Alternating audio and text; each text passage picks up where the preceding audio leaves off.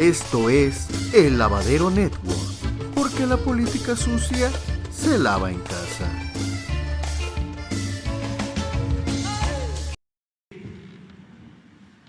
Adelante. Buenos días, presidente. Hans Salazar, de Noticiero en Redes.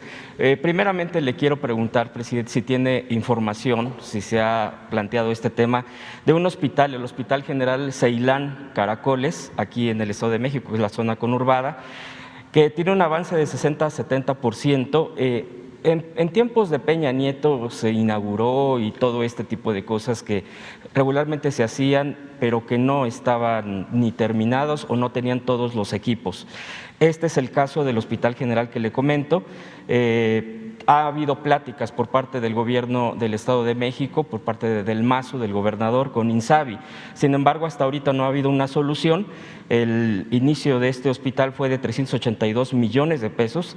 El beneficio que se contempla con esta obra es para 250,000 personas, y la capacidad es de 110 camas, 5 quirófanos, 59 consultorios. Es un pendiente, sin embargo no se ha asignado, no se ha resuelto, y bueno, pues el gobernador ha dicho que bueno, Insabi incluso no le ha resuelto. No sé exactamente qué no le ha resuelto, si tiene que ver con fondos, que se supone que sí, o bien cuál sería una posible solución respecto a este problema que pues mucho está pendiente. Usted lo ha comentado ya varias veces, hace rato lo volvió a decir, que salud es uno de los grandes pendientes. Preguntarle sobre este Hospital General, si tiene algo al respecto, presidente, primeramente. Sí, es muy probable que se terminen todos los hospitales que quedaron inconclusos. Ya se han terminado muchos. Sería bueno que se informara cuántos de los que estaban en proceso ya se concluyeron. Sé de muchos casos, pero tenemos todavía pendientes, tanto del Seguro Social como del ISSSTE, como de la Secretaría de Salud. Acabamos de hacer el acuerdo para terminar el hospital que dejaron pendiente en Ciudad Juárez. También lo inauguraron y estaba en obra negra. Nada más arreglaron la fachada y fueron a inaugurarlo, y está totalmente abandonado. Y ahora fuimos allá y se va a terminar. Tenemos que hacer de nuevo el hospital de Tula, que se inundó, se perdió todo y se está buscando un terreno. Incluso ya se fue a ver el terreno, ¿se acuerdan? Que se compró para hacer la refinería. Ahí puede ser que esté el hospital, pero tenemos en Puebla lo mismo y en otros estados. Hemos estado terminando en Nayarit, ¿sí?, en Sonora, que no acabamos todavía, porque no solo es terminar la construcción, equiparlo, sino tener todos los médicos, todo el personal. En Sinaloa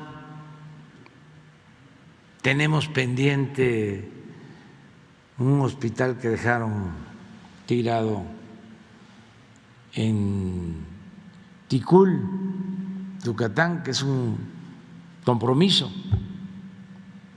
una construcción de esos contratos que hacían públicos privados, y así, pero sí estamos trabajando en eso.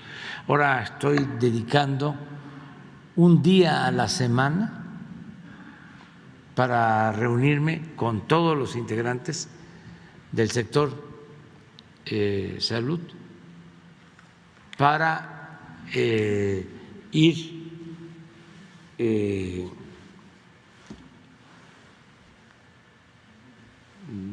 consolidando los sistemas de salud, porque ya comenzamos en Nayarit, se están haciendo inventarios, censos, no es nada más el papel, sino van brigadas a recorrer todos los centros de salud, las unidades médicas, los hospitales, hacen inventarios de cómo está la infraestructura, cómo están los equipos, los médicos, las medicinas. Entonces ya tenemos completo el inventario en Nayarit, en Tlaxcala,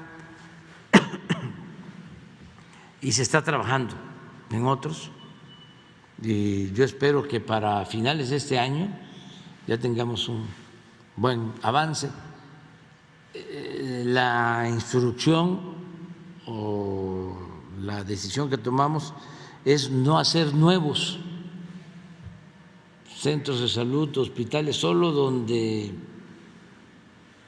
se requiera. Más que nada es terminar los inconclusos, reponer los que están en mal estado, que habían hospitales de hace 50 años o más. Sí. Entonces tenemos todo un plan para eso y vamos a ver en qué situación está el hospital que tú estás dando a conocer. ¿Se podría informar próximamente incluso Sí, este informe sí, sobre sí. los hospitales que concluirían en su gobierno, Sí, antes de que terminara su sí, gobierno? sí, les vamos a tener la información. Gracias, presidente. Hacemos el compromiso de cuántos hemos terminado Sí, desde que llegamos, sí. Cuántos se han equipado y cuántos nos faltan, y cómo mejorar el servicio. Es decir, que no falten los médicos, que se tengan los especialistas, que no falten las medicinas, completo. Es un desafío, es algo que queremos resolver. porque incluso ha ido basificando y también pudiera ser interesante esos datos a los médicos que pues Sí. se han estado contratando a partir de todo Se están esto. contratando médicos y trabajadores a partir de la pandemia, pues sin exagerar, como 70,000 nuevos trabajadores de la salud. Pero de todas formas faltan, y faltan especialistas y médicos generales, y al mismo tiempo pues tenemos que seguir impulsando lo de las escuelas de medicina, las escuelas de enfermería. Es todo un plan para mejorar el sistema de salud. ¿Qué pasaba?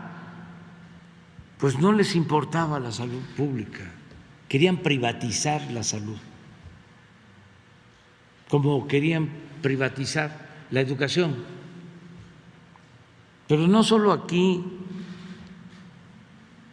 en el mundo.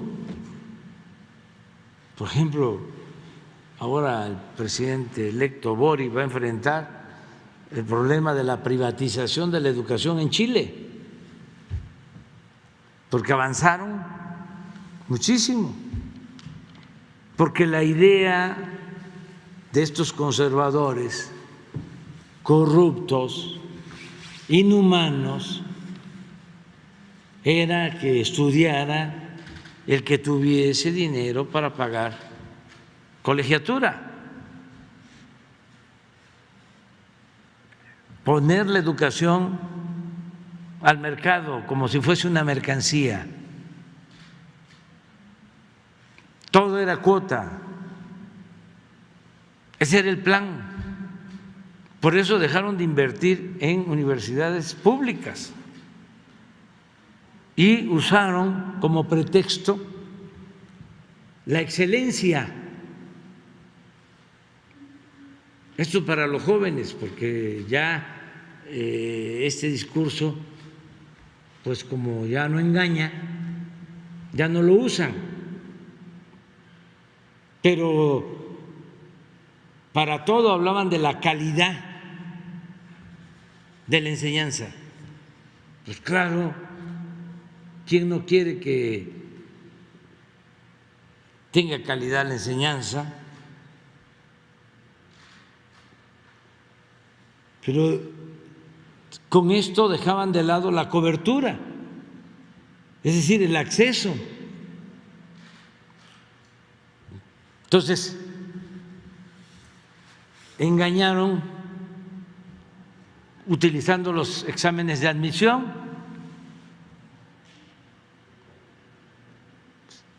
No entró, no ingresó a la universidad porque reprobó el examen. Mentira, la mayoría no reprobó el examen y cada año dejaban fuera hasta 300,000 jóvenes durante el periodo neoliberal y no reprobaban. Aquí lo hemos visto. Es que no había cupo, no había espacio en la misma UNAM. Si querían ingresar a medicina, 10,000,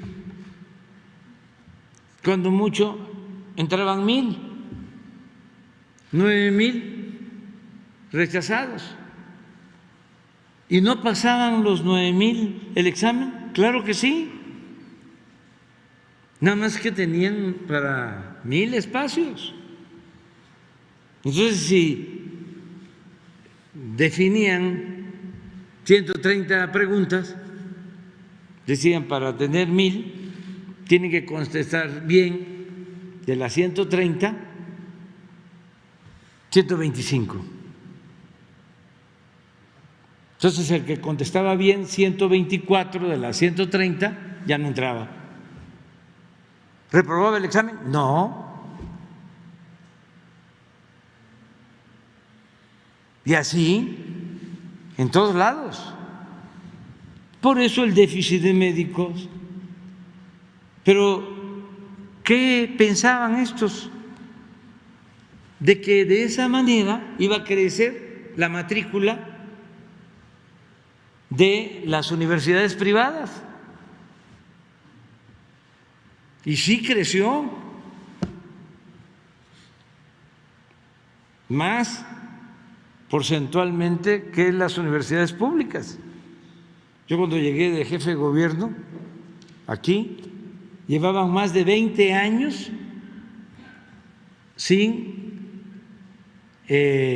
hacer una universidad pública. Más de 20 años. La última fue la Metropolitana. Me tocó crear la Universidad de la Ciudad de México. Pero llevaba más de 20 años. Y todo era apostar a las universidades privadas. Y abro un paréntesis para volver a aclarar, no estoy en contra de la educación privada. El que tiene para pagar una colegiatura está en su derecho, pero el Estado está obligado a garantizar la educación pública, gratuita, de calidad en todos los niveles escolares. Y así estaba en la Constitución hasta Salinas de Gortari, que reformó el artículo 3. Esto es para los jóvenes. ¿Saben quién era el secretario de Educación? El que dice Vargas Llosa que es un sabio, Ernesto Zedillo, que es el mismo del FOAPROA y de no sé cuántas otras calamidades. Vargas Llosa dice que es un sabio, no, un héroe. Modificaron el artículo 3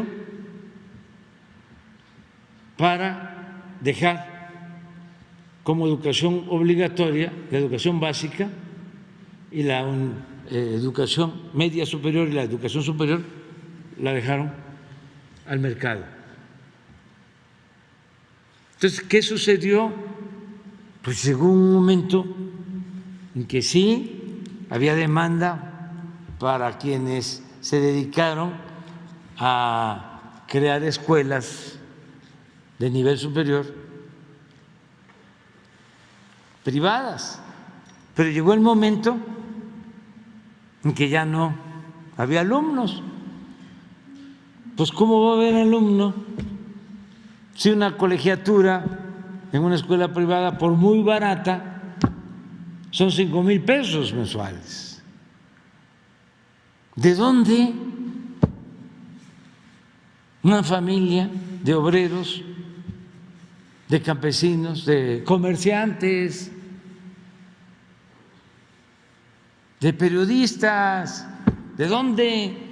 Además, si no solo es un estudiante, si son dos, ¿de dónde va a sacar para pagar colegiatura? Entonces, eso es lo que hicieron con la educación y con la salud y con todo, pues era la apuesta a la privatización, todo era negocio. De las guarderías, ¿por qué fue la desgracia en Hermosillo de la guardería ABC? ¿Por qué? Subrogaron. Sí, subrogaron, eran negocios. A ver, aquí tuvimos el problema al principio, se enojaron muchísimo porque habían así como guarderías, ¿cómo se llamaban? Estancias infantiles. Le daban el contrato a una persona para que tuviese niños, niñas en estancias infantiles, y el gobierno les pagaba a estas personas. Se hace una revisión y claro, no había seguridad,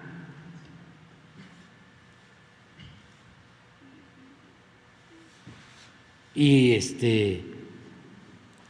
riesgos, porque en casas inseguras era privatizarlo todo. Entonces eso es lo que se está viendo ahora en salud, cambiar. Finalmente, presidente, yo quisiera, para abreviar, dos temas rapidísimos.